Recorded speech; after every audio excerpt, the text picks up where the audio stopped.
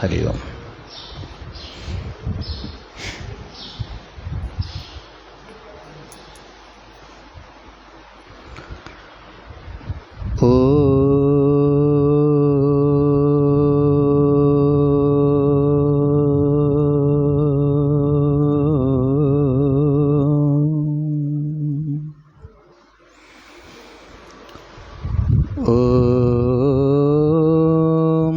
भद्रं नो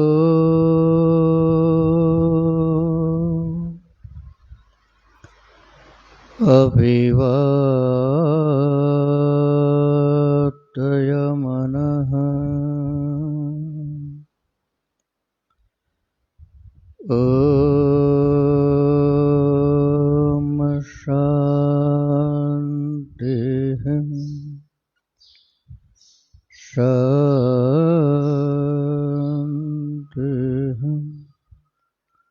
शान्तिः।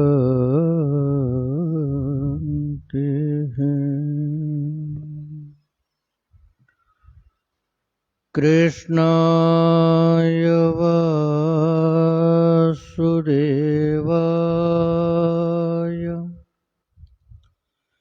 हरये परमात्मने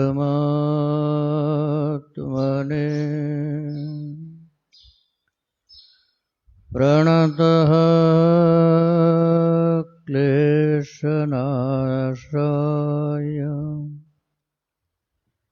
गोविन्दाय नमो नमः। गोविन्दाय नमो नमः। ॐ शान्तिः शान्तिः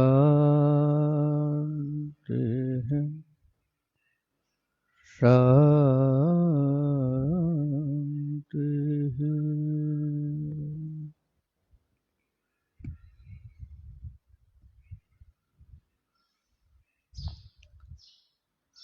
ओम शिव शिव शिव शिव शिव शिव शिव।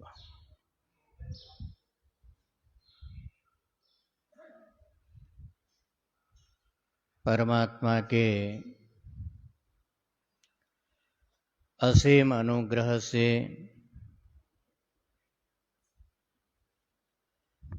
विगत कुछ दिनों से हम लोग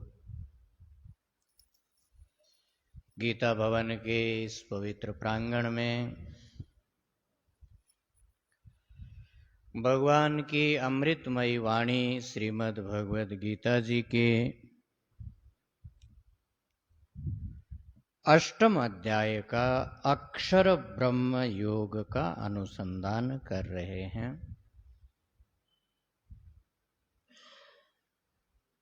चिंतन कर रहे हैं।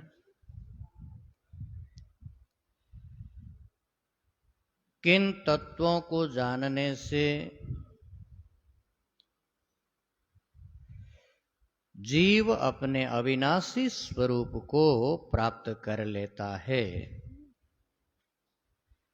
मृत्युंजय हो जाता है, जन्म और मृत्यु के चक्र से परे चला जाता है। इन तत्वों का चिंतन हम सब लोग कर रहे हैं। गीता जी सबके हाथ में दिया कि नहीं दिया? कुछ श्लोकों का हम लोग पहले उच्चारण कर लेते हैं, फिर विचार पर्व, विचार श्रृंखला जैसी चल रही है उसका हम लोग विस्तार करेंगे। ओम श्री परमात्मने नमः।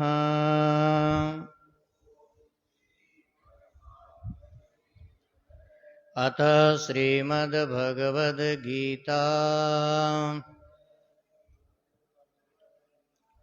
अथ अष्टमोऽध्यायः अक्षर ब्रह्मयोगः। अर्जुन उवाच किं तद् ब्रह्म किमध्यात्मम्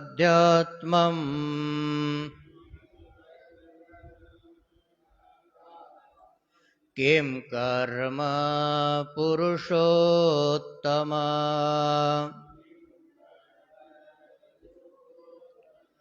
अधिभूतं च किं प्रोक्तम्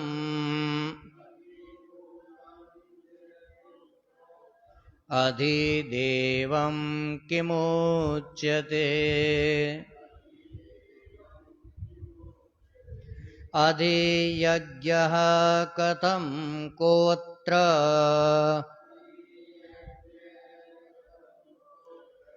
देहेऽस्मिन् मधुसूदन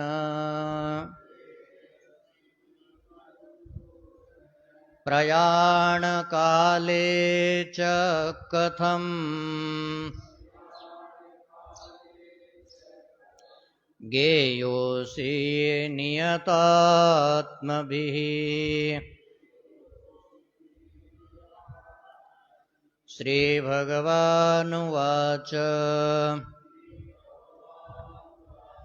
अक्षरं ब्रह्म परमं स्वभावोऽध्यात्ममुच्यते भूतभावोद्भवः करो विसर्गः कर्मसंगितः अधिभूतं क्षरो भाव पुरुषश्चाधिदैवतम् अधियज्ञोऽहमेवात्र देहे देहभृताम्बरः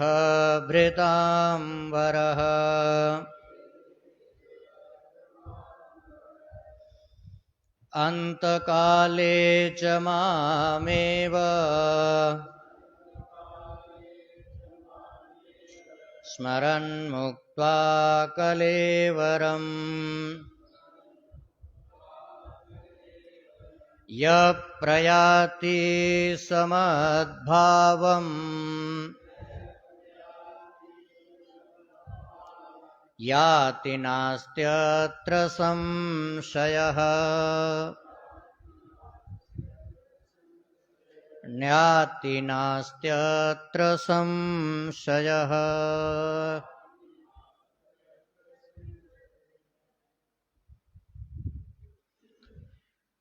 अर्जुन के 7 प्रश्न हैं इस श्लोक के, इस अध्याय के आरंभ के 2 श्लोकों में।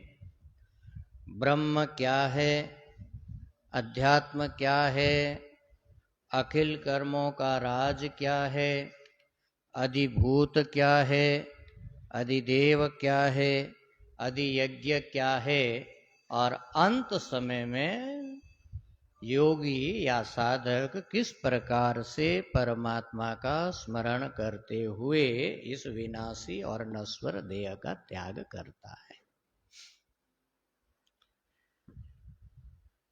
इसमें अक्षरम ब्रह्म परमम, इसका हम लोगों ने कल चिंतन किया था कि जो परम अक्षर है उसका नाम शास्त्र में ब्रह्म है।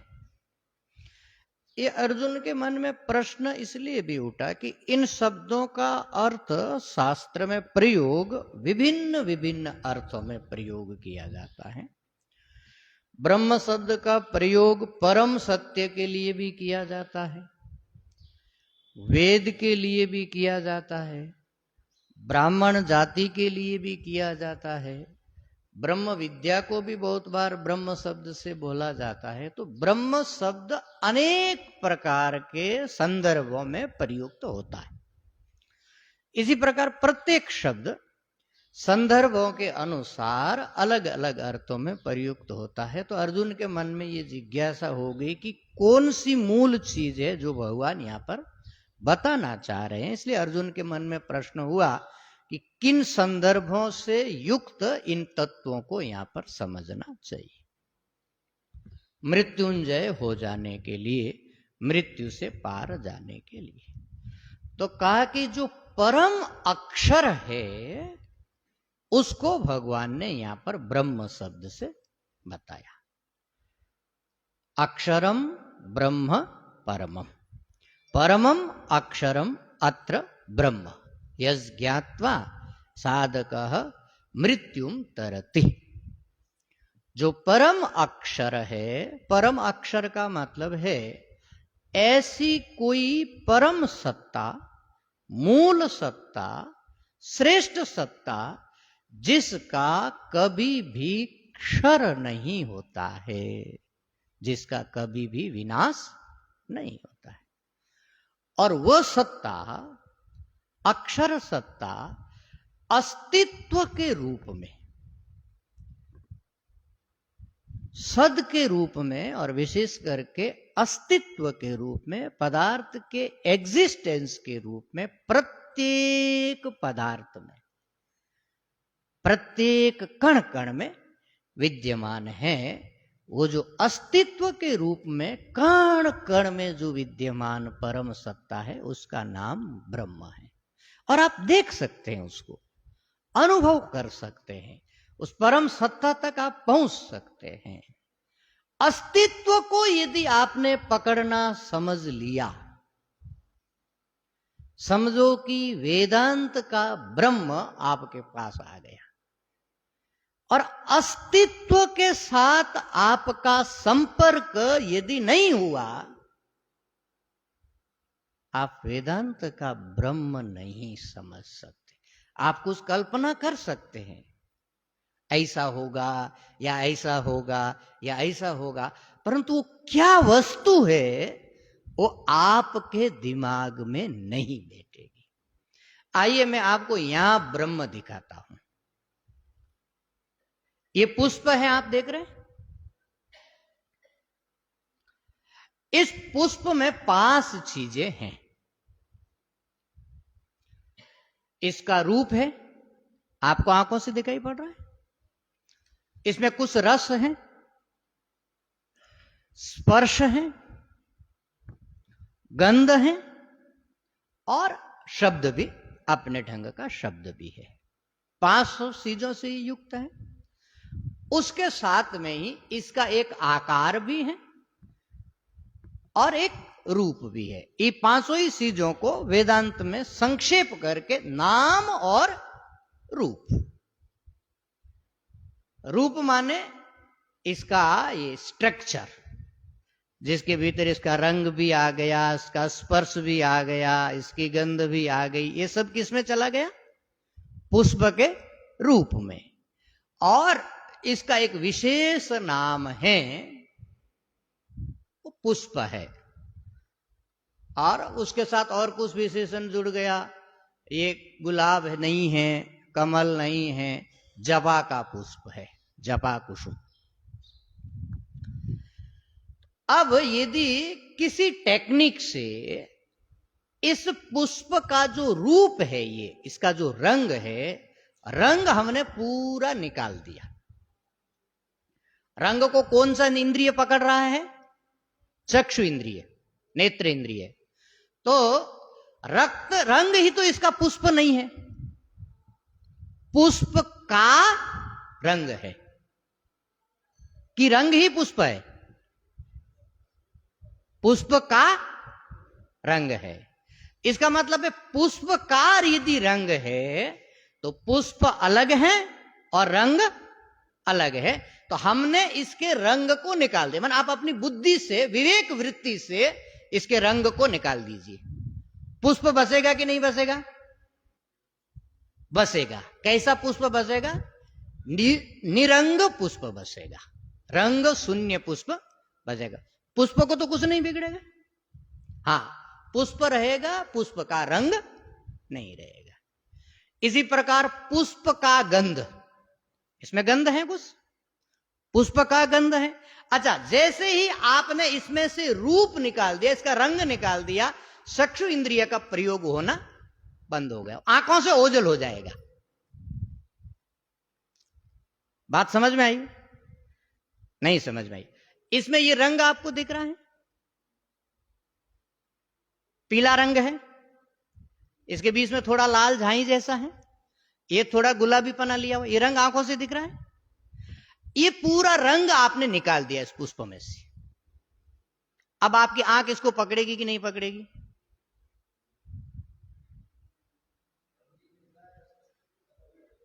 है, अस्तित्व है, परंतु वो अस्तित्व अब आंखों से पकड़ में नहीं आ सकता, क्योंकि किसी भी अस्तित्व को आंख रूप के माध्यम से पकड़ती।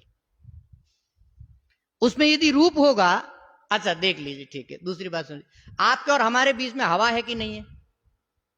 है। आपको आंखों से दिखाई पड़ रही क्या? नहीं दिखाई पड़ रही। क्यों नहीं दिखाई पड़ रही? क्योंकि हवा में रूप नाम का कोई गुण नहीं है। सातों रंगों में से कोई भी रंग हवा में रहता नहीं है, इसलिए आंख उसको पकड़ नहीं पाती। उसी प्रकार इसमें से यदि रूप आपने निकाल दिया, मान इसका रंग, इसको यदि आपने इसको एकदम निकाल दिया, एक बूंद भर कोई भी रंग इसमें नहीं बचा, तो ये पुष्प रहेगा, आपके हाथ में रहेगा, परंतु आपके आंखों से दिखेगा नहीं। क्यों? क्योंकि नेत्र इंद्रिय हमेशा रूप युक्त पदार्थ को पकड़ता है। जैसे ही रूप आपने हटा दिया तो नेत्र इंद्रिय का विषय वो बनना बंद हो जाएगा। नहीं, सफेद भी नहीं रहेगा। सफेद भी तो 7 रंगों में से रंग है ना। सफेद, काला, लाल, पीला, नीला, और उसके कॉम्बिनेशन से भी जितने हजारों रंग बन सकते हैं। रंग जातीय कोई पदार्थ इसमें से न रहे, फिर ये आंखों से दिखेगा कि नहीं दिखेगा? नहीं दिखेगा, परंतु सूंघेंगे तो गंध आएगा। इसका मतलब है आंख नहीं पकड़ेगी, नाक पकड़ेगा। उस समय पुष्प रहेगा, पुष्प आंखों से नहीं दिखेगा। हाथ लगाएंगे तो हां, कोमल कोई वस्तु है, आपका त्वचा इंद्रिय बोलेगा है। सूंघेंगे, आपका घ्राण इंद्रिय बोलेगा है। इसी प्रकार आवाज करेंगे, आपका श्रोत्र इंद्रिय बोलेगा है, परंतु आंख कहेगी कि मुझे दिखाई नहीं पड़ रहा। इसी प्रकार इसका गंध निकाल दिया, क्योंकि पुष्प का गंध है। इसका मतलब है पुष्प तो गंध नहीं है, गंध तो पुष्प नहीं है, पुष्प का गंध है, तो उसको पुष्प से निकाला जा सकता है। तो गंध निकल गया। गंध निकल गया तो अब घ्राण इंद्रिय क्या कहेगा? अब मेरे बस की बात नहीं है। परंतु आपने पुष्प को तो नहीं निकाला, किसको निकाला? पुष्प के गंध को निकाला, पुष्प तो वहीं रह गया। इसी प्रकार आपने स्पर्श निकाल दिया। पुष्प का स्पर्श है, ये कपड़े का स्पर्श है, ये पुष्प का स्पर्श है, अलग से पता चलता है। तो पुष्प का यदि स्पर्श है तो उसको पुष्प से निकाला जा सकता है। तो जैसे जैसे आप विवेक से इसका एक एक गुण अलग करेंगे, रूप अलग किया, श्रोत्र इंद्रिय का विषय नहीं बनेगा। रस अलग किया, घ्राण इंद्रिय का विषय नहीं बनेगा। शब्द अलग किया, नहीं, रसना इंद्रिय का विषय नहीं बनेगा। शब्द अलग किया, श्रोत्र इंद्रिय का विषय नहीं बनेगा। इसका गंध अलग किया, घ्राण इंद्रिय का विषय नहीं बनेगा। परंतु पुष्प रहेगा कि नहीं रहेगा? रूप भी नहीं है, रस भी नहीं है, स्पर्श भी नहीं है, शब्द भी नहीं है, गंध भी नहीं है, पुष्प है कि नहीं है? फिर भी अस्तित्व तो रहेगा, परंतु वो अस्तित्व किसी भी इंद्रिय से पकड़ में नहीं आएगा। क्या हो जाएगा? वो अति इंद्रिय हो जाएगा। इसका अस्तित्व क्या हो जाएगा? अति इंद्रिय हो जाएगा। वो जो अति इंद्रिय अस्तित्व है, वो अस्तित्व कैसा है? फिर उसको केवल कह सकते हैं है। क्या कह सकते हैं? है। अब उसमें आपने अभी पुष्पत्व जाति जोड़ करके रखा है। पुष्पत्व जाति भी पुष्प का धर्म है, वो निकल जाएगा। जो जो इसमें जुड़ा हुआ है अस्तित्व में, वो सब निकल जाएगा। तो पीछे क्या रहेगा? शुद्ध अस्तित्व केवल मात्र है, उसी का नाम ब्रह्म है। उसके साथ जब कुछ आकार, कुछ नाम, कुछ रूप जुड़ गया, आपने उसको नाम रूप से युक्त एक सत्ता को अलग से, ब्रह्म से अलग काट करके पुष्प नाम दे दिया। वस्तुतः तो वो है क्या? पुष्प के रूप में आया हुआ पुष्प। ब्रह्म, ब्रह्म ही है जो एक विशेष नाम रूप के साथ में सामने आपके साथ में आया। इसी प्रकार से प्रत्येक नाम रूप के भीतर कौन विराजमान है? अस्तित्व। और जिसको आप बोलते भी है, इसको भी आप ब्रह्म नाम से बुला रहे हैं। पुष्प है, पुष्पम अस्ति। अस्तित्व के बिना पुष्प की कोई औकात ही नहीं है। और आप जब भी बोलते हैं तब भी यही बोलते हैं, पुष्पम अस्ति, पुस्तकम अस्ति, वस्त्रम अस्ति, गृहम अस्ति, प्रकाशम अस्ति। कुछ भी आप बोलेंगे, आप साथ में एक शब्द तो जरूर जोड़ेंगे, अस्ति। शरीरम अस्ति, अहम अस्मि, उसी शब्द का प्रयोग करेंगे। तो ये पुष्प तो इस पदार्थ का नाम है, अस्ति किसका नाम है? वस्त्रम अस्ति आप बोलते हैं, वस्त्र तो इस खंड का नाम है, अस्ति किसका नाम है? इसके भीतर बैठी हुई जो निर्विकार ब्रह्म सत्ता, सत्ता, उसका नाम क्या है? अस्ति। तो अब आप दिन भर ब्रह्म को पुकार रहे कि नहीं पुकार रहे? पुष्पम अस्ति, पत्रम अस्ति, गृहम अस्ति, भवनम अस्ति। ये जो अस्तित्व है, ये अस्तित्व क्या वस्तु है, क्या पदार्थ है? अस्तित्व कण कण में है कि नहीं है? कण कण में फैला हुआ है। ये अस्तित्व क्या पदार्थ है? ये अस्तित्व ही ब्रह्म पदार्थ है वेदांत का। और ये अस्तित्व ही सत, चित और आनंद रूप है। इसलिए आप जब बोलते हैं सच्चिदानंद भगवान की जय हो, किसकी जय बोलते हो? कण कण में बैठे हुए उस अस्तित्व की जय बोलते हो। हां, ना समझी के साथ बोलते हैं वो अलग बात है, परंतु पुकारते किसको है? कण कण में व्याप्त उस अस्तित्व को पुकारते हैं। वो अस्तित्व सतरूप है, चिद रूप है, आनंद रूप है, वही परम अक्षर है, उसी का नाम ब्रह्म है। और वो जो अस्तित्व है वो परम सूक्ष्म और सबकी आत्मा और सर्वत्र व्यापक होने के कारण उसका कोई विनाश नहीं कर सकता। तो अस्तित्व मृत्युंजय हुआ कि नहीं हुआ? अस्तित्व मृत्युंजय हुआ कि नहीं हुआ? तो अस्तित्व स्वाभाविक रूप से मृत्युंजय है, वहां पर मृत्यु का कोई संस्पर्श है ही नहीं। उस अस्तित्व को यदि कोई अपना स्वरूप समझ ले, वो अस्तित्व ही मैं हूं, अहम ब्रह्मास्मि, अस्तित्व रूपो अस्मि, सोहम, ये यदि अनुभूति हो जाए, उसको कौन मार सकता है? मृत्युंजय होगा कि नहीं होगा? हां बोलिए। किसमें? मुर्दे में। मुर्दे का शरीर पड़ा रहता तब बताते कि नहीं मृत शरीरम अस्ति। मुर्दा माने किसको आप मुर्दा मानते हैं? Dead body. डेड बॉडी पड़ी है कि नहीं पड़ी है? तो डेड बॉडी अस्ति, डेड बॉडी है। अस्तित्व कभी निकल ही नहीं सकता, जो निकल जाए उसका नाम अस्तित्व नहीं है। अस्तित्व का मतलब है सत्ता। अरे भैया, मुर्दा कोई निकला होगा, शरीर तो पड़ा है ना, उस शरीर का तो नाम मुर्दा है। आप बोल भी रहे कि डेड बॉडी है, अच्छा ठीक है, अस्तित्व को निकाल नहीं सकते। डेड बॉडी को जला दोगे तो क्या रहेगी? राख रहेगी।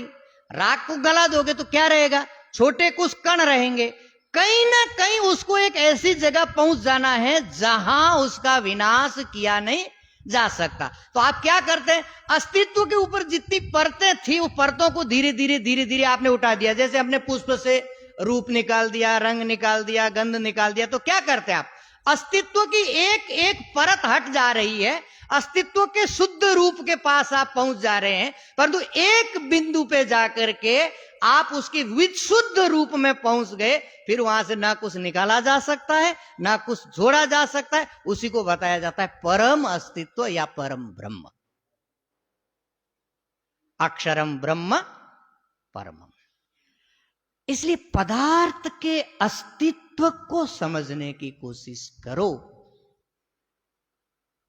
ब्रह्म समझ में आएगा। है अस्थि शरीर को नहीं चला रहा है, प्राण शरीर को चला रहा है या जीव शरीर को चला रहा है। वो जीव माने सूक्ष्म शरीर जो है वो यहां से विदा होकर के चला जाता है, परंतु डेड बॉडी यहीं पड़ी रहती है, डेड बॉडी तो नहीं गई। तो अस्तित्व का एक रूप डेड बॉडी के रूप में यहां पर पड़ा हुआ है, और जो यहां से निकल करके गया है वो अस्तित्व का एक रूप निकल करके गया, एक यूनिट निकल करके गई, परंतु डेड बॉडी के रूप में तो अस्तित्व आपके सामने पड़ा हुआ है।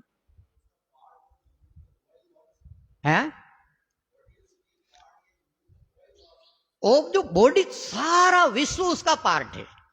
हमने कब कहा कि डेड बॉडी अस्तित्व नहीं है? हम तो कह रहे डेड बॉडी भी अस्तित्व है। हमने क्या कहा?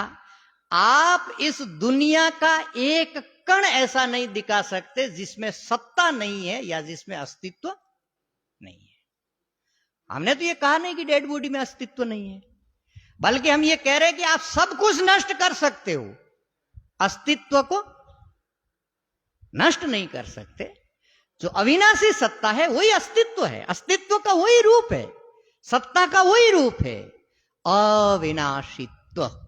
हां, सत्ता आपको विनाश होते हुए दिखाई पड़ती है, क्योंकि सत्ता के साथ जो नाम और रूप जुड़ा है वो विनाश होता है। मैंने कल ये उदाहरण दिया था, इसको दोबारा गहराई से समझिए। एक घड़ा है, तो घटः अस्ति। यहां पर दो चीजें, असल में इसमें मुझे बहुत टाइम देना पड़ेगा, बाकी इसको अच्छी तरह से समझाया जा सकता है अस्तित्व को, और समझना चाहिए, क्योंकि ये वेदांत की बहुत गहरी और रहस्यमय बात है। इसको समझे बिना वेदांत का ब्रह्म समझ में आएगा नहीं। तो देखिए, घड़ा है।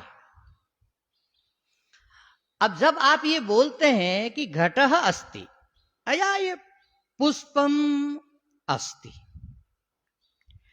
यहां पर आपने दो पद प्रयोग किया। कितने पद? दो पद, पुष्पम और अस्ति। और जितने पद होते हैं उतने ही पदार्थ होते हैं। जैसे आपने कहा गाय और घोड़ा, कितने पद प्रयोग किए? दो, गाय और घोड़ा। तो वहां पर कितने पदार्थ हैं? दो पदार्थ। एक पदार्थ गाय है, दूसरा पदार्थ घोड़ा है। इसी प्रकार आपने प्रयोग किया मंदिर और देवता, कितने पद प्रयोग किया? दो प्रयोग। पदार्थ कितने होंगे वहां पर? दो, एक मंदिर होगा, एक देवता होगा। इसी प्रकार आपने यहां दो पद प्रयोग किया, पुष्पम और अस्ति। तो पद यदि दो प्रयोग किया तो यहां पर पदार्थ कितने होने चाहिए? दो। कौन कौन पदार्थ होने चाहिए?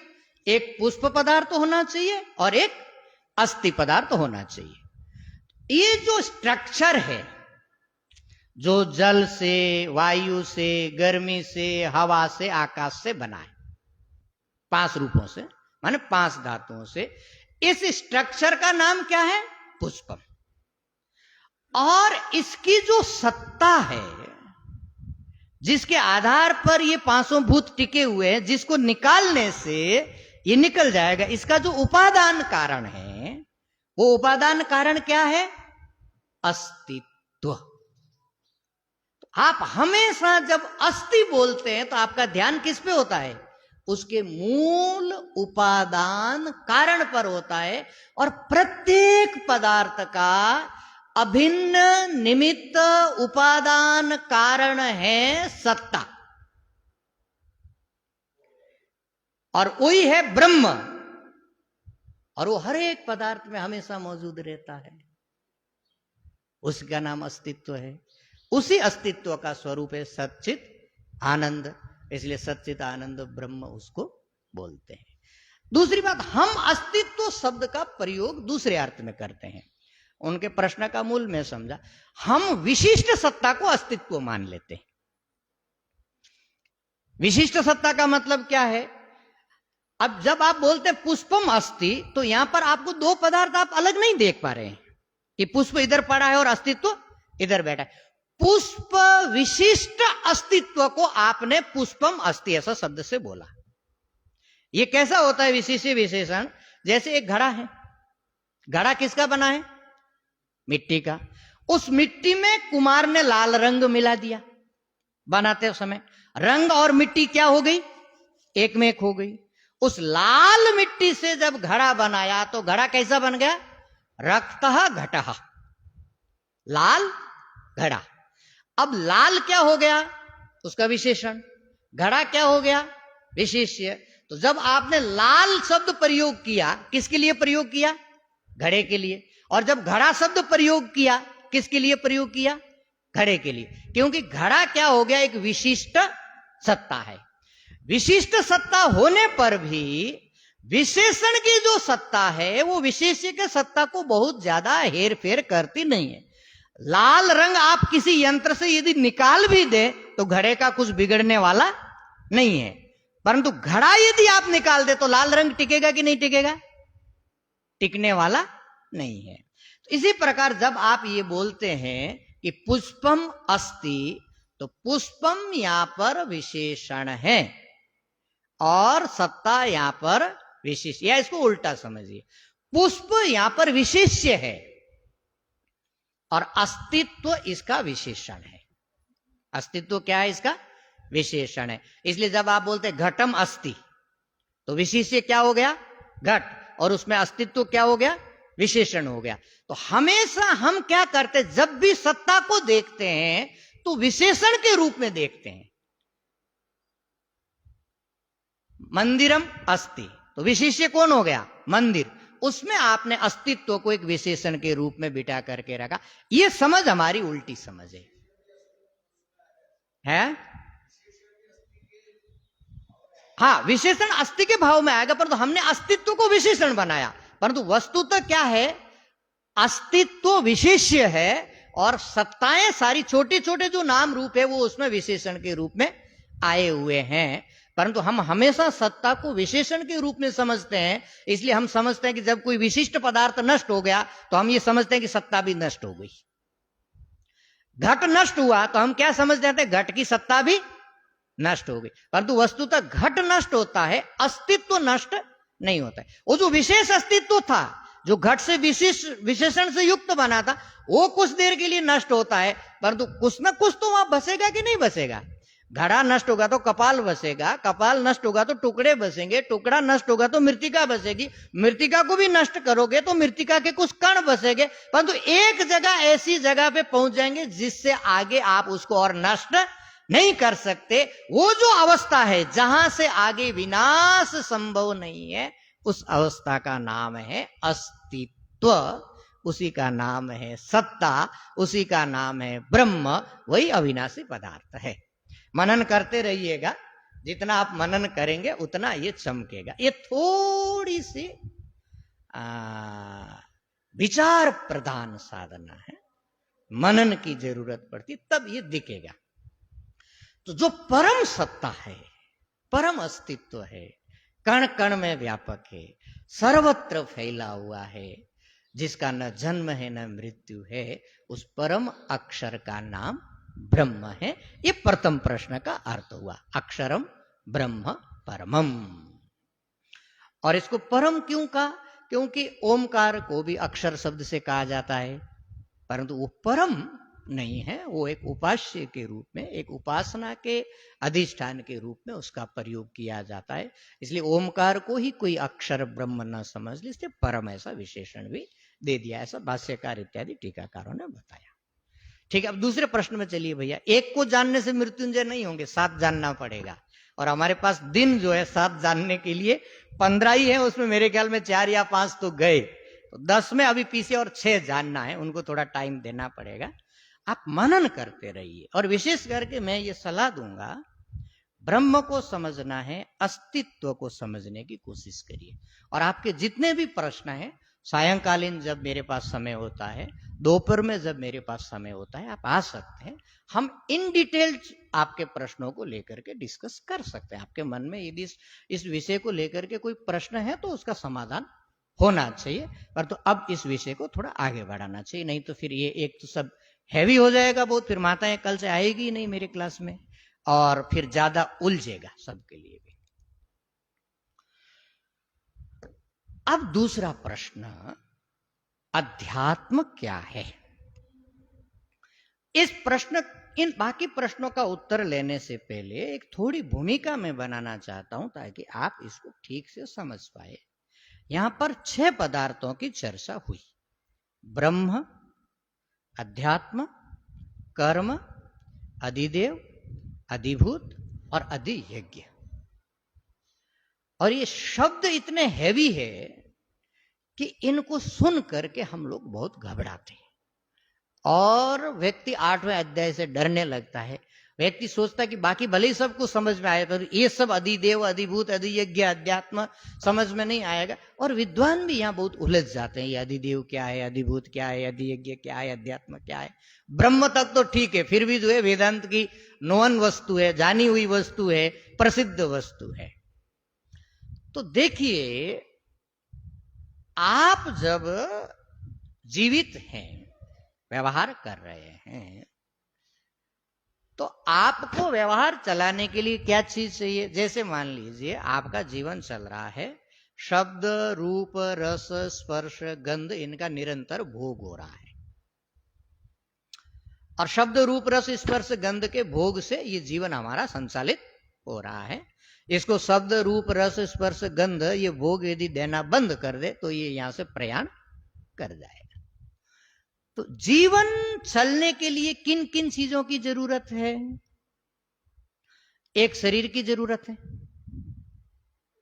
है कि नहीं है? है। शरीर के भीतर बैठे हुए एक भोक्ता की जरूरत है, जो इस शरीर में बैठ करके भोग करे, जो आंखों से देखे, सुने, बोले, व्यवहार करे, उसकी जरूरत है। इंद्रियों की जरूरत है, भोग्य पदार्थ की जरूरत है। तो कितने चीज हो गए? एक तो शरीर हो गया, एक शरीर में बैठा हुआ जीव, इसका अधिष्ठाता हो गया, तीसरी इंद्रियां हो गई, और चौथा विषयों का भोग, मान विषय हो गए, विषय हो गए जिनका, और पांचवी चीज हो गई भोग, और छठा पदार्थ हो गए, इन सब के भीतर कोई एक सत्ता बैठी है साक्षी के रूप में। कितनी चीजें हो गई? 5 हो गई, छठा ब्रह्म है, अधिष्ठान आ गया। तो एक हो गया जीव, एक हो गया शरीर, दूसरी हो गई इंद्रियां, तीसरे हो गए विषय, और चौथा हो गया इन सब से अलग, इन सब के क्रियाओं को देखने वाला, जो साक्षी कह लीजिए या पुरुष कह लीजिए, और इनका भोग। इतनी चीजें हैं, और यही अध्यात्म, अधिभूत, अधिदेव, अधियज्ञ है। ये नाम यहां पर नए नए आए हुए हैं। तो ये इन सब के माध्यम से ये व्यवहार चल रहा है, और इन सब के रूप में एक अखंड सत्ता ही नाना उपाधियों के कारण नाना रूप में आई हुई है। इस राज को आपने जाना नहीं, और आप मृत्युंजय हुए नहीं।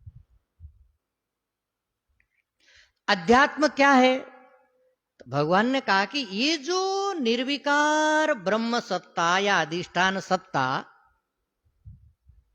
कण कण में फैली हुई है, वो तो निर्विशेष सत्ता होगी।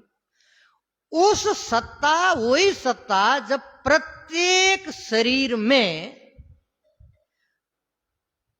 उस शरीर के संचालक के रूप में, उस संसार के मालिक के रूप में जब वही ब्रह्म सत्ता आकर के प्रकट होती है, तो उसी ब्रह्म का एक दूसरा नाम पड़ जाता है अध्यात्म।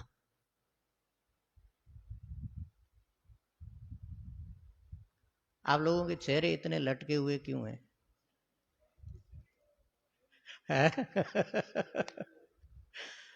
सब ऊपर से जा रहा, इसीलिए तो लोग 8वें अध्याय में घुसते नहीं है।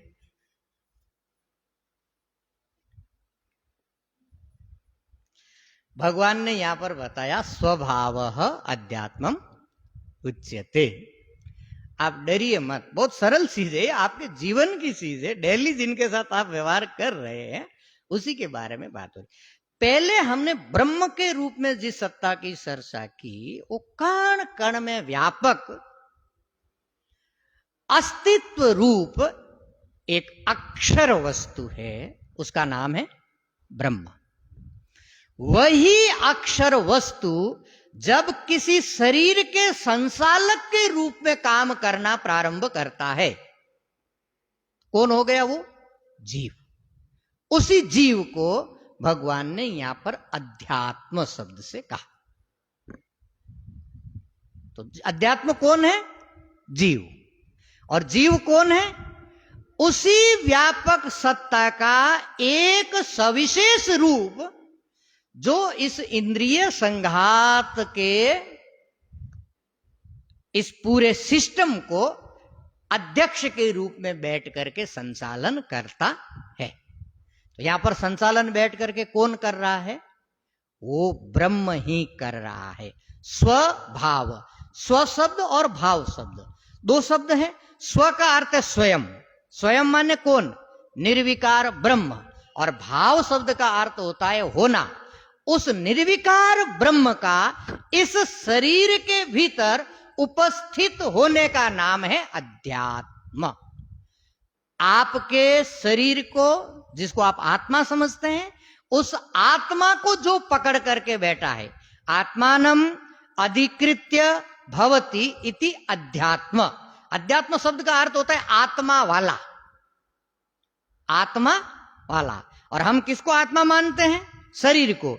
हमारी आत्मा को जो अपना समझ करके बैठा है, अर्थात जीव, उस जीव का एक दूसरा नाम है अध्यात्म। तो ये अध्यात्म माने ये जो हम समझते हैं ना, थोड़ा आध्यात्मिक हो गया, भजन भाव करता है, कीर्तन करता है, उसकी बात नहीं। व्यापक ब्रह्म सत्ता की एक शरीर के भीतर चेतन के रूप में उपस्थिति, उस उपस्थिति का नाम है अध्यात्म। उसको भगवान ने अपनी भाषा में बताया स्वभावः। स्वभावो अध्यात्मम् उच्यते। स्वयं का भाव, ब्रह्म सत्ता की प्रत्येक शरीर के भीतर में, प्रत्येक शरीर के संचालक के रूप में, अच्छा कौन इस सत्ता इस शरीर के भीतर उपस्थित है? आप विचार करके देखिए, कौन चला रहा है इस संघात को? जी। और ब्रह्म जब इस शरीर का संचालक बनता है तो ब्रह्म का एक नाम पड़ जाता है अध्यात्म। ब्रह्म जब कण कण में व्यापक रूप से प्रकाशित होता है तो उसको परम ब्रह्म कहते हैं।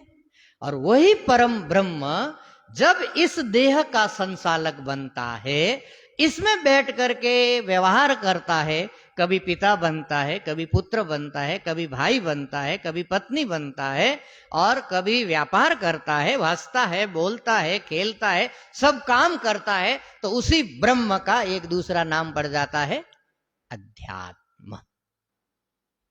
स्वभावो अध्यात्म उच्यते। स्वभाव माने स्वस्य ब्रह्मणः भावः स्वभावः अध्यात्म। और इस बात को हमारे वेद में बहुत विस्तार से और बार बार बताया। पूरी साधना तो यही है भैया, अहम ब्रह्मास्मि, इसका साक्षात्कार करना। तत्त्वम असि, तुम वही हो, सोहम, मैं वही हूं। ये स्वभाव कहिए अथवा सोहम कहिए, दोनों शब्द का एक ही अर्थ है। उसका यहां पर होना, यह है स्वभाव। उसका माने किसका? ब्रह्म का। यहां माने कहा? शरीर में क्या होना? उपस्थित होना। ब्रह्म की शरीर में जो उपस्थिति है उसका नाम है स्वभाव, उसी का नाम है अध्यात्म। उसी को सोहम शब्द से कहा जाता है। स माने वो ब्रह्म, अहम माने मैं हूं।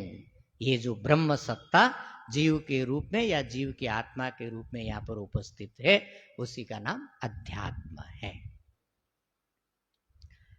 इसको वेद में और अनेक बड़े सरल ढंग से बताया। देह देवालय प्रोक्त। देह माने ये शरीर, इसको क्या कहा गया है? देवालय।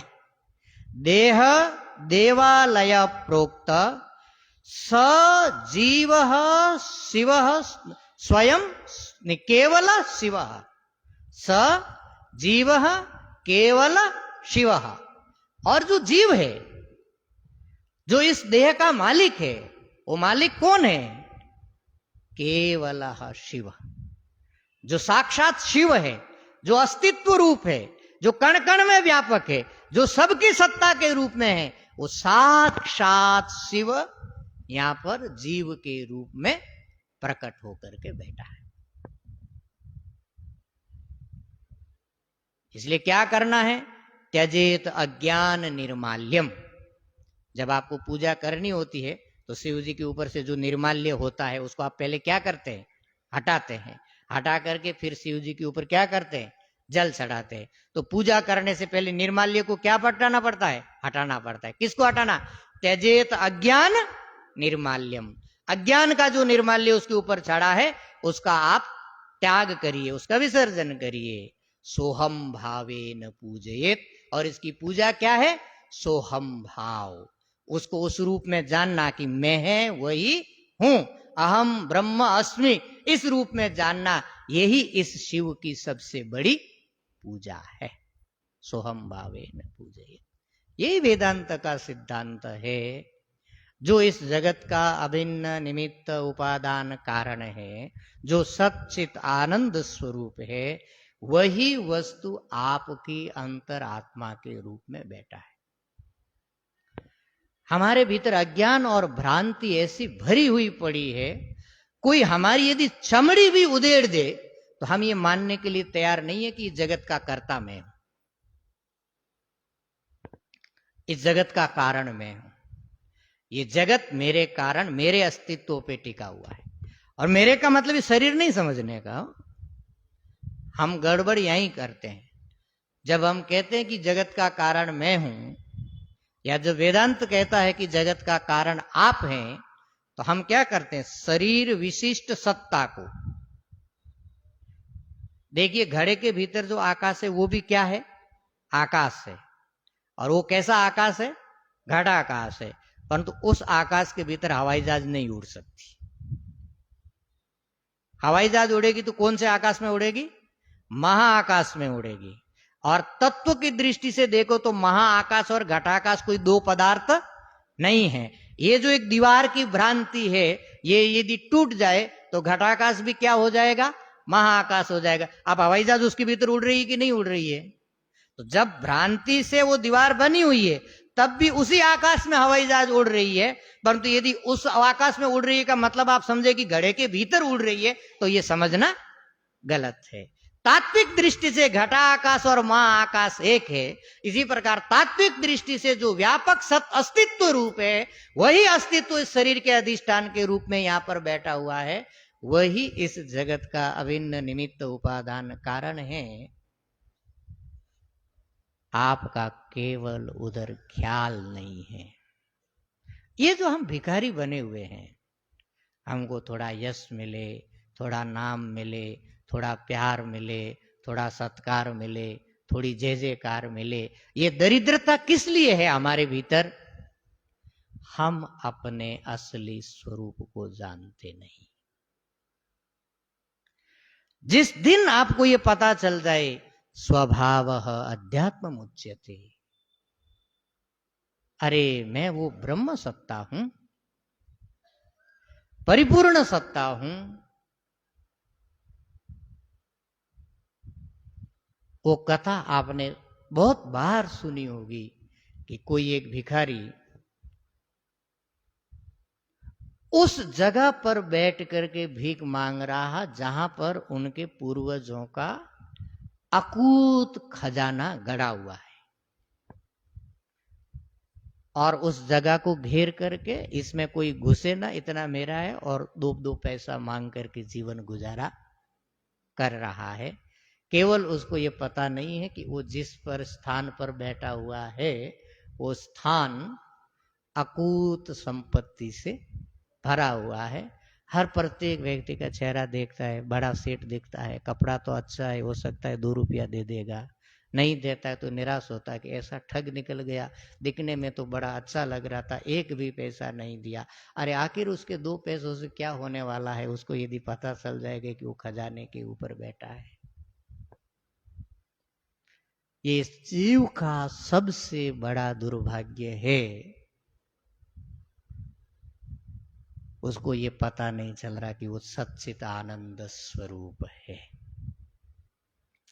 आप सच्चित आनंद स्वरूप हैं, आप जगत के कारण हैं, आप कण कण में व्यापक है, आप जन्म मृत्यु से रहित है, न जायते म्रियते वा कदाचिन, ये आपकी बात है। दुनिया के किसी और पदार्थ की बात नहीं हो रही कि आप जन्म मृत्यु से रहित हैं। आप जन्म मृत्यु से रहित हैं, परंतु माया के इस चक्र में फंस करके आपने ऐसी दुर्गति कर ली अपनी, हम लोगों ने ऐसी दुर्गति कर ली कि छोटे से शरीर के भीतर बंद करके कैद हो करके रह गए हम। जरा विवेक तो करिए, जरा विचार तो करिए, जरा चिंतन तो करिए, जरा मनन तो करिए, और कम से कम एक बार विचार से ही सहित ये जो ऊपर आपने कोट पहन करके रखे हैं 4-5, इसको खोल करके एक बार उतार करके देखिए आपका असली रूप क्या है। कल हमने पंचकोश विवेक किया था, अन्नमय चला गया, प्राणमय चला गया, मनोमय चला गया, विज्ञानमय चला गया, आनंदमय चला गया, फिर जो बसा वो शुद्ध चैतन्य रूप है, वो आप है। स्वभावो अध्यात्मम उच्यते। इस रहस्य का जब तक आप आविष्कार नहीं कर सकते, इस दुनिया की कोई सत्ता आपको संतुष्ट नहीं कर सकती। कारण यही है, कार्य हमेशा अपने मूल कारण में मिलना चाहता है। जल की बूंद को आप कहीं पर भी गिरा दीजिए, वो फट से दौड़ना शुरू करेगी, किधर? जिधर ढलान है। आखिर उसको कब तक दौड़ना है? जब तक उस समुद्र में न मिल जाए। उसकी दौड़ने की यात्रा कब पूरी होगी? जब वो समुद्र में मिल जाएगी। आग को आप जला दीजिए, झट से जलते ही आग किधर भागेगी? ऊपर भागेगी। क्यों ऊपर भागेगी? उसका मूल कारण सूर्य ऊपर है। जल हमेशा ढलान की तरफ भागेगा, क्यों? उसका मूल कारण समुद्र नीचे की तरफ है। कितना भी बड़ा पत्थर आप ऊपर फेंक दीजिए, दौड़ करके किधर आएगा? नीचे आएगा। क्यों? कि उसका मूल कारण पृथ्वी नीचे है। इसी प्रकार आपको भी दौड़ करके किधर जाना है? आपके मूल कारण की तरफ जाना है। और मूल कारण कौन है? सच्चित आनंद स्वरूप व्यापक सत्ता। उससे पहले आपकी कोई गति नहीं है। और इस सच्चित आनंद स्वरूप को आविष्कार करना, ये वेदांत विद्या का एकमात्र उद्देश्य है। और ये कब संभव होगा? आत्मावारे द्रष्टव्यः श्रोतव्यः मंतव्यः निधिध्यासितव्यः। जब आप अध्यात्म विषय को, वेदांत विद्या को सुनेंगे, सबसे पहले प्रथम काम, जरूरी काम यह है, आप अपने दोनों कान खोल करके सुने, बार बार सुने। एक बार सुनने से काम होने वाला नहीं है, क्योंकि ये पदार्थ इतना सूक्ष्म है, ये वस्तु इतनी सूक्ष्म है, अस्तित्व हमारे आंखों के सामने पड़ा हुआ है, सर्वत्र फैला हुआ है, फिर भी कल से हम समझने की कोशिश कर रहे हैं, दिखाई नहीं पड़ रहा। क्यों? अभ्यास नहीं है हमारी बुद्धि को उधर जाने का, सूक्ष्म पदार्थ को पकड़ने का, सूक्ष्म वस्तु को समझने का। इसलिए पुनः पुनः पुनः पुनः पुनः पुनः इसका श्रवण करना पड़ता है, इसका मनन करना पड़ता है, इसका निधिध्यासन करना पड़ता है। करत करत अभ्यास ते जड़मति होत सुजान। बार बार प्रैक्टिस की जरूरत है। यही रास्ता है और कोई रास्ता नहीं है। इस जीव को संकट से उबारने के लिए वेदांत एकमात्र रास्ता है। और वो सत्संग जो आपको आपकी आत्मसत्ता की याद न दिला सके, वो एक मनोरंजन से ज्यादा कुछ भी नहीं है। आप थोड़ी देर कूद लीजिए, गा लीजिए, आंसू बहा लीजिए, ताली बजा लीजिए, हंस लीजिए, एक बार एक प्रेशर रिलीज हो जाएगा आपके ऊपर से। आपको लगेगा कि आप किसी दूसरी दुनिया में चले गए। परंतु जब आप दोबारा गिरोगे, संसार में जाओगे, वही काम, वही क्रोध, वही लोभ, वही मोह, वही अहंकार, वही समस्याएं जिनसे आप उलझे हुए रहोगे। और चिंतन करते करते, मनन करते करते, निधिध्यासन करते करते एक बार भी आपको यदि आपकी आत्मसत्ता की झलक मिल गई तो उसकी जो छाप होगी आपके चित्त पर, वो 1000 घंटा नाचने से कहीं ज्यादा होगी,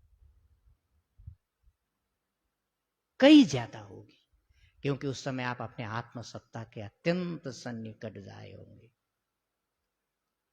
इसलिए वेदांत विद्या को छोड़ करके इस परकोटे से बाहर निकलने का और कोई रास्ता नहीं है। देखिए, किसी चीज की निंदा नहीं है। कथा का, कीर्तन का, संकीर्तन का, भजन का, योग का, ध्यान का, सबका अपना अपना महत्व है। सब अपनी अपनी भूमिका निभाते हैं। परंतु आपका काम पूरा किससे होने वाला है? वेदांत विद्या से। इसलिए भगवान शंकराचार्य ने कहा, कर्म शास्त्रे कुतो ज्ञानम तर्के नेवास्ति निश्चय सांख्य योगो विदापन्नौ शाब्दिका शब्द तत्पराः अन्ये पाखंडिन सर्वे ज्ञान वारता सुदुर्लभा एकम वेदांत विज्ञानम स्वानुभूत्या विराजते। कर्म शास्त्रे कुतो ज्ञानम। मंडी में आपको आत्मा मिलने वाली नहीं, आप पूरा जीवन खपा दीजिए, जीरा खरीदिए, बेचिए, बस इतना ही है, पेट भरिए, उससे ज्यादा मंडी में कुछ होने वाला नहीं है। कर्म शास्त्रे कुतो ज्ञानम। इस ज्ञान का गंध भर आपको कर्म शास्त्र में नहीं मिलेगा। माने आपके किसी दुकान वाले बिजनेस में इस आत्मा की गंध भर आपको नहीं मिल सकती। ये भगवान शंकराचार्य जी का कहना है। गंध भर नहीं मिलेगी। आप पूरा जीवन खपा देंगे, आपने पीढ़ियां खपा दी, आत्मा आपको वहां मिली नहीं और भविष्य में मिलने वाली नहीं है। कर्म शास्त्रे कुतो ज्ञानम तर्के नेवास्ति निश्चय। और तर्क शास्त्र कभी भी किसी निश्चय पर पहुंचाता नहीं है। सांख्य योगो विदापन्नो। सांख्य शास्त्र या योग शास्त्र आपके शरीर को ठीक कर सकता है, आपके मन को ठीक कर सकता है, आपको आत्मा के दर्शन नहीं करा सकता, क्योंकि वो स्वयं भेद में पड़ा हुआ है। अन्य पाखंडिना सर्वे, ये भगवान शंकराचार्य जी की भाषा है। बाकी लोगों के लिए तो कहना क्या है, आत्मा के नाम पर पाखंड फैला के रखा है सबने। अन्य पाखंडिना सर्वे ज्ञान वार्ता सुदुर्लभा। उनके दरवाजे पर आपको ज्ञान की बात सुनने के लिए नहीं मिलेगी। कहां मिलेगी? एकम वेदांत विज्ञानम। एकमात्र वेदांत का विज्ञान है स्वानुभूत्या विराजते, जो अपनी अनुभूति से सिद्ध है और आपको अपनी अनुभूति में प्रतिष्ठित करा सकता है। आपको यह अनुभूति करा सकता है, अहम ब्रह्मास्मि, मैं ब्रह्म हूं। ना मेरा कभी जन्म होता है, ना मेरा कभी मरण होता है, ना मैं कभी शरीर बना, ना मैं मुझे कभी शरीर बनना है। हमारे शास्त्र में लिखा है, बहुत जीवों को ये बात सुनने तक को नहीं मिलती कि वो ब्रह्म है। बहुत जीवों को नहीं मिलती है। ये सुनने को मिल जाए, वेदांत का सत्संग सुनने को मिल जाए, समझना बहुत बड़े पुण्य का फल उदय हुआ है। उस दिन मैंने बताया था, दिने दिने तु वेदांत श्रवणात् भक्ति संयुतात् गुरु शुश्रूषया लब्धात् कृष्णास्ति फलम लभित।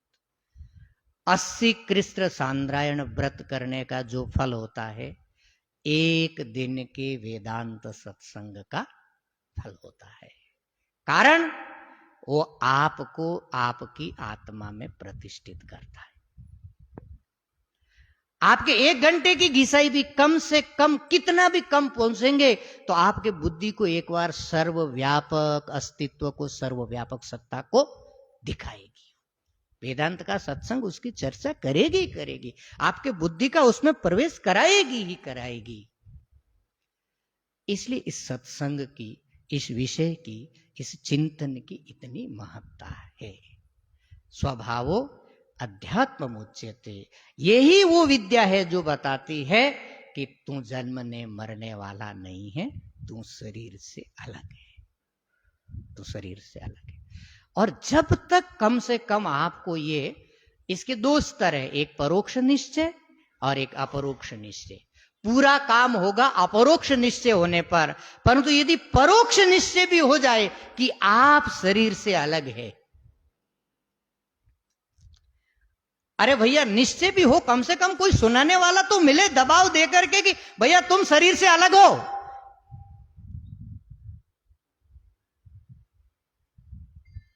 तब तो कम से कम आपकी बुद्धि उधर खुलेगी एक बार कि ऐसा हो सकता है क्या, कम से कम मन में प्रश्न तो उठेगा। और यदि कहीं चर्चा ही ना हो कि तुम शरीर से अलग हो, तो हमारी बुद्धि 7 जन्म में भी उधर जाने के लिए तैयार नहीं होगी कि मैं शरीर से अलग हूं। और आपको यदि बौद्धिक स्तर पर ही, अनुभूति की बात नहीं कर रहे हैं, बौद्धिक स्तर पर ही यदि ये निश्चय हो जाए कि आप शरीर से अलग है, तो पंचदशी कार का विद्यारण्य स्वामी जी का ये कहना है, बुद्धि पूर्वक कृतम पापम, परोक्ष निश्चय भी यदि हो जाए और आपने बुद्धि लगा करके भी पाप किया है, वो पाप आपके आत्मा को स्पर्श नहीं कर सकता है, क्योंकि आपने एक बहुत बड़े निश्चय को कम से कम परोक्ष रूप से जान लिया कि कार्य कारण संगात अलग है और आत्मसत्ता अलग है। इतनी इस विद्या की महिमा है। इसलिए ये जो स्वभावो अध्यात्म उच्यते, ये इस जगत की सबसे बड़ी घोषणा है। इस दुनिया का सबसे बड़ा आविष्कार है। इससे बड़ा आविष्कार आज तक हुआ नहीं और आज के बाद भी और कभी होने वाला नहीं है कि ये जीव स्वयं ब्रह्म है। सब साधनाओं की अपनी अपनी महिमा है। जो दास बताते हैं, जो सेवक बताते हैं, जो अलग बताते हैं, जो भक्ति का पथ बताते हैं, उनकी भी महिमा है। वो एक स्टेज के लिए ठीक भी है, संभव भी है, क्योंकि पहले पहले स्टेज पे शायद ये हजम ही ना हो, परंतु इस स्कूल में आए बिना किसी का कल्याण होने वाला नहीं है। ये शास्त्र का लेख है, ये वेद का लेख है, ये ब्रह्म की वाणी है, इसको कोई अन्यथा नहीं कर सकता, कोई अन्यथा नहीं कर सकता।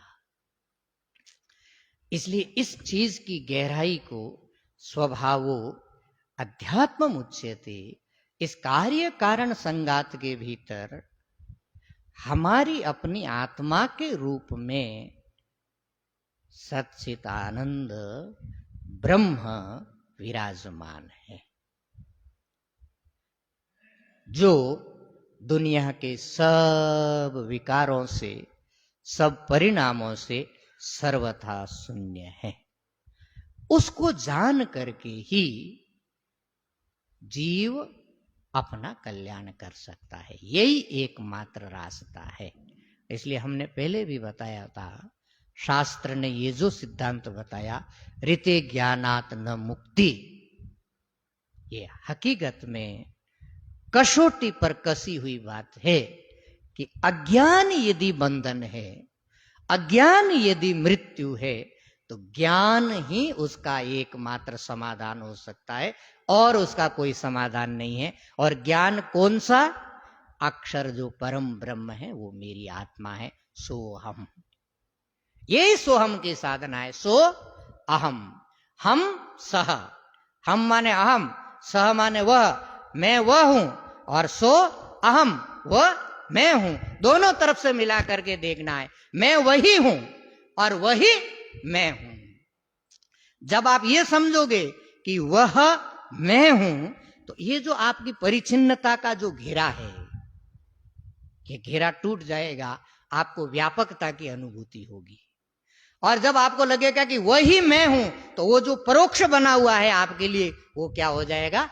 अपरोक्ष हो जाएगा। और अपरोक्ष व्यापक ब्रह्म की अनुभूति आपको जन्म मरण के बंधन से मुक्त कर देगी। ये सोहम और हमस की साधना है, ये वेदांत की साधना है।